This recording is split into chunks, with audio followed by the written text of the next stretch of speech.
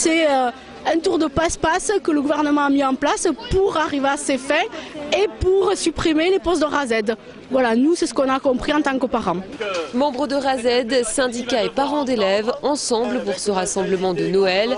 Le RAZED, c'est 3 personnes, un maître E qui intervient sur le plan pédagogique, un maître G ou rééducateur et un psychologue.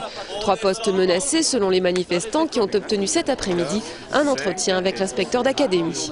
Ce qu'on attend déjà, c'est de pouvoir avoir un échange avec lui, dialoguer avec lui et pouvoir lui donner nos arguments pour qu'il comprenne pourquoi nous sommes là et pourquoi nous tenons absolument à ce que ces postes de réseau restent en réseau l'année prochaine et que ces 3000 enseignants ne retournent pas face à des classes à la rentrée prochaine. Au bout d'1 heure d'entrevue, bilan sur ce qui en est ressorti pour les 2 parties. Les RAZED continueront à exister à la rentrée prochaine. Et le deuxième point, c'est que nous allons travailler ensemble à ce qu'on appelle la sédentarisation, c'est-à-dire l'affectation d'un certain nombre de maîtres qui sont à l'heure actuelle dans les RAZED, dans des classes qui auront été identifiées, c'est-à-dire des classes qui reçoivent le plus d'élèves en difficulté. Après, il maintient la sédentarisation des 3000 postes. Bon, ça, on ne sait pas très bien ce que ça va signifier.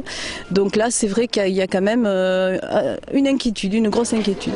Selon les membres de RAZED, une 60aine de postes seraient concernés dans notre département.